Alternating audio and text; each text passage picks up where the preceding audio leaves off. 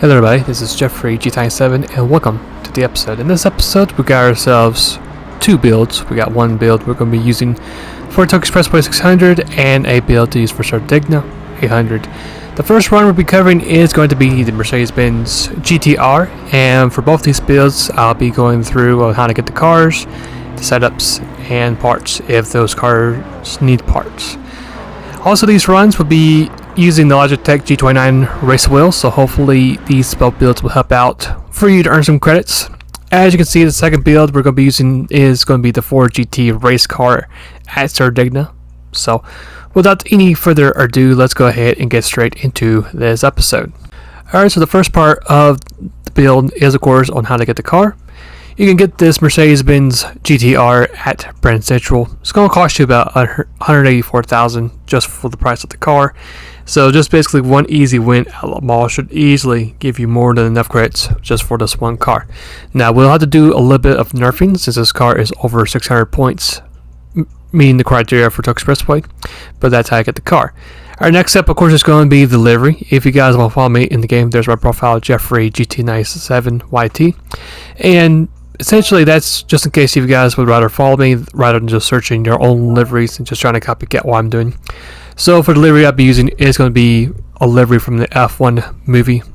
So just pretty much look up any of these search tabs and you should easily find the car. Now if you don't look them up, you can actually find this car rather easy. Should be in the first page whenever you do look for a livery for this car. But let's say if you do not want the livery but you would rather have the parts from that livery, I'll go ahead and showcase that right now. So let's start off with the rims. I went ahead and put these Oz racing rims. Just make sure you have the rims on the top option, the wide for the offset and width, sets of wide for both. The front bumper type A, the wing, custom wing set. Doesn't really matter what kind of height you set it at, just make sure it's custom. And that's going to be it for car customization. So pretty easy and simple. So after you get your parts from car customization, we're going to now focus on the tuning shop. First things first, sport hard tires is what you'll need. The next thing we need is from semi racing, the fully customized manual transmission and fully customized LSD. For racing category, you basically need the whole entire race intercooler, the racing muffler, air filter, and exhaust manifold. And that's pretty much going to be it for your parts from the tuning shop, so it's going to be pretty easy. So after you put everything together, as you can see, sport hard tires, fully customized differential. Downforce is going to be 110 for the front, and then for the rear is going to be right at 250. The transmission is going to be at 370 kilometers. There's no need to really change anything on the transmission. And as you can see there, we got the intake and exhaust categories all the way maxed out under racing with the racing intercooler, and that's pretty much going to be it for the whole entire tune for this car. So it's going to be a little bit simpler than what we have been doing in the last two episodes. So after you get your parts together in this car, you should be eligible to make the race for the Tokyo 600. And this actually is my first time driving the Mercedes-Benz GTR, and it actually felt pretty good. Now this car is a bit on the heavy side, so just watch out for that, but to really be honest with you with this car, your car is going to be the fastest car when it comes to straight line pace. You might have to brake a little bit early, but even though this car is a bit big in both size on the weight and on how wide the car is, it actually had a very smooth feel to it. Might be a little bit, in some ways, a little bit tight, and also maybe just a teensy bit oversteery. Just slip out a little bit. You just gotta be careful whenever you get back on the throttle. It might get a little bit loose on you, but other than that, the car actually felt very grippy. It actually had a really good bite. It actually felt it was planted on the track, and I really didn't have any issues with handling whatsoever. You just have to worry about with some dirty air and making sure that you're at the racing line and not out of the groove, or otherwise you will have to face a little bit of the stiff understeer from the car. But as you can see from our progress, we've already have reached into the top 5, and we're just trying to hang around right behind P4 and P3 at the moment. We're not going to do anything just yet. As you may know, both the NSX and the modified RX-7 basically have already checked out, and they got themselves a pretty big lead. So we got the Duo, the Ogen Supra, and Impreza in front of us. Now we gotta be a little bit careful. We're still trying to get that clean responders. We did make a little bit of contact on the Impreza, but thankfully it wasn't a real huge smack or anything like that. We're gonna give it a little bit of a shove, try to get ourselves in a good position. The Supra, of course, really didn't brake at the right time, missed the braking point by a mile. So we're going to pretty much take advantage of that mistake from the AI, and we're going to find ourselves right in P3 right at the end of the first lap. So not too shabby of a first lap for this car, and you know, right behind with the racing wheel, like I mentioned before, it actually had a very nice flow to it. So let's go ahead now, fast forward to lap 3. We have easily went ahead and passed the RX-7. Now we focus, our main target is going to be the NSX. And as you can see by the speed, we do in fact go well above 200 miles per hour, which is going to pretty much guarantee that our car is the best on speed solo. As we fast forward to later in the race on lap number 7, it's going to be our lap to pit. And for this particular pit stop, we're going to go ahead and add some fuel. And as you guys may have saw, we have a really good race pace overall with this car, hitting a couple of 207s from this whole entire stint. So the car was really feeling pretty good. Matter of fact, we were on a hot lap before we actually had to come into pit road just for the refuel. So after we get done with our refuel, we're going to go ahead and go back on the track and try to get our hot lap for this race, which we are going to do on lap number 9. So we actually lost the lead, but we actually caught up with the RX-7. As you can see there, it's going to pull off the pit road, make its scheduled pit stop, and that re-inherits us the leader. So lap 9, it's going to be our hot lap for this race. I really encourage you to just watch this hot lap, and then I'll see you guys when we get to the end of this race.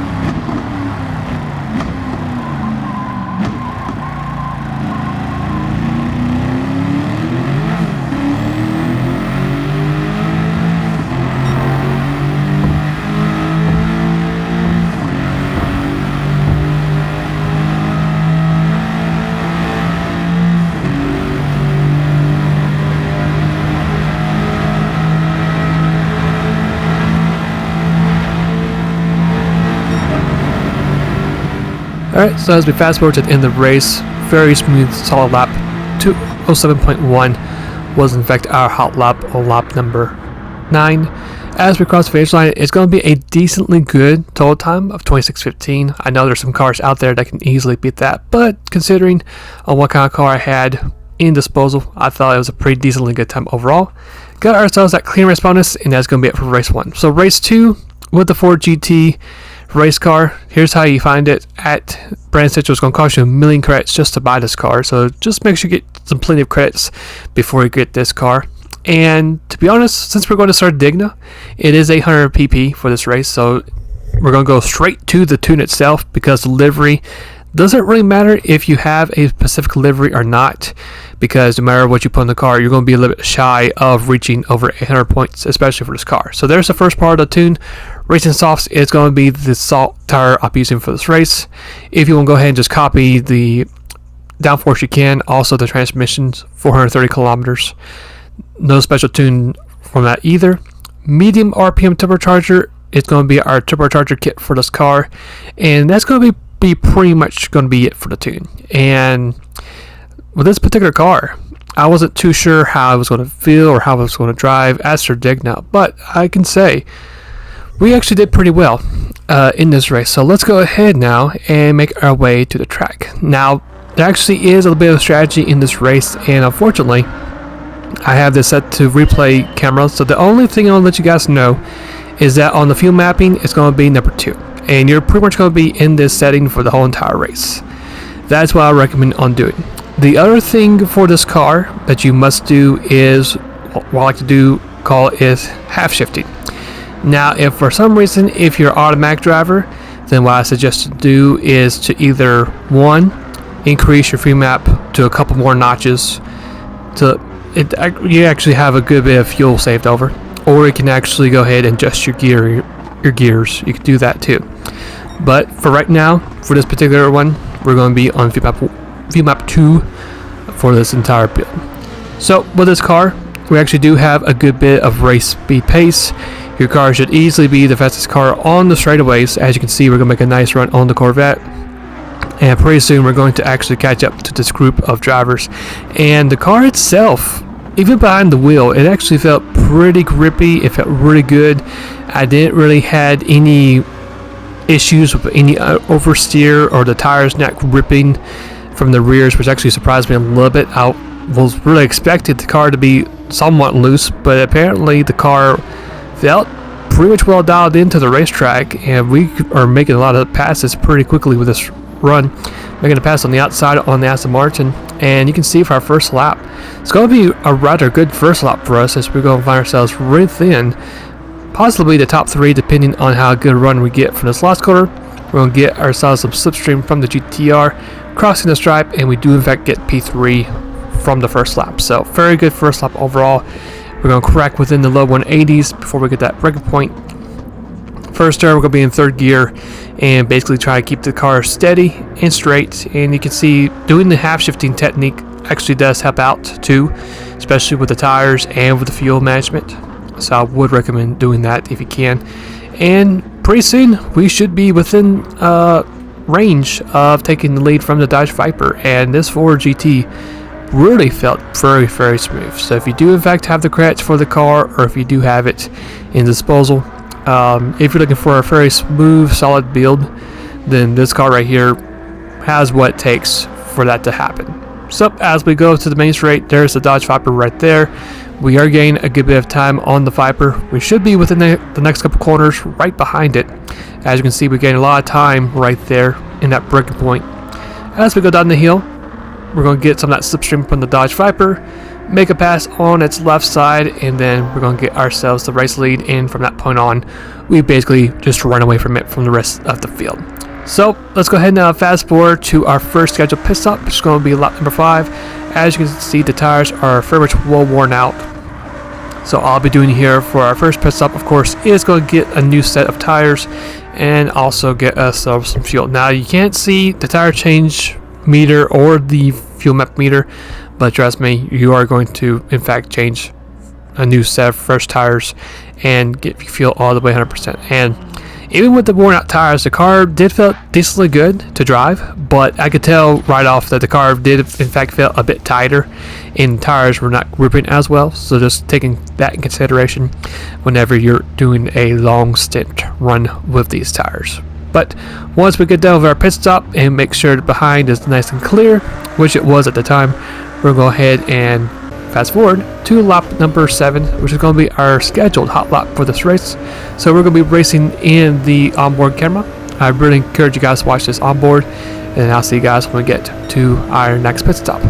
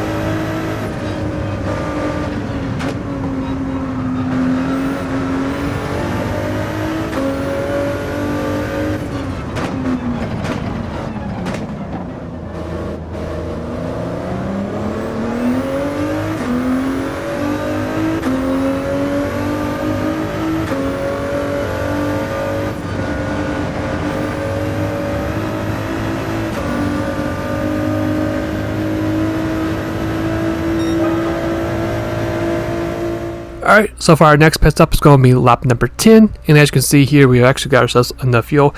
And if you're curious about where the audio went, at this point I was actually had my headsets on, and therefore it canceled basically everything. But as you can see here, we're going to do the same exact thing we did in our first pit stop, get ourselves a new set of soft tires, and get ourselves some fuel all the way up to 100%. And this should be your last pit stop for the race. Now, if for some reason you're going to be short, or if you're off sequence, then what you could do is, of course, go ahead and just change your fuel mapping to something else rather than 2, like I mentioned before. But as you can see, once we get done with our pit stop, we'll just do a couple more time trial laps around this track, and that should be it for our run. So as we finish up the rest of the race, we really didn't run into any issues whatsoever in the race. We probably may have had some issues with back markers, but apparently from that, the car overall did very well. Did about 25-26 overall, so very good run for the Ford GT. So hopefully you guys enjoyed today's episode. If you did, why not go ahead and leave a like. For our next preview, we're going to be using the Nissan R92 CP. We're going to be using a tune data sheet for this car. We're not going to do a particular run, but just for a tune data sheet for this particular car for an upcoming event to share with everybody. And after that, our next legit race we're going to be doing is going to be another Tokyo 600 build, this time with a Lamborghini. I think this is perhaps the Aventador, I think. But if you guys enjoyed today's episode, why not go ahead and leave a like. If you guys like to also see more content later down the road, why not go ahead and hit that subscribe button. And hopefully in the future, with all of the particular Tokyo builds, Lamont builds, or whatever builds they might be, hopefully they'll be a big help to you, especially if you're either trying to win your first Tokyo win, or if you're just trying to figure out what kind of mine races to race on, and what kind of cars to drive in those mine races. That way it'll be a bit easier for you to get those credits, especially for Tokyo Expressway 600. If you have any suggestions or like to see some other particular builds requests, you can add to the comments below. If you want to check out the last episode I did made, there it is right there if you want to check it out. And with that all being said, hopefully you guys have a great rest of the day or night, or it might be, and I'll see you guys later, and take care.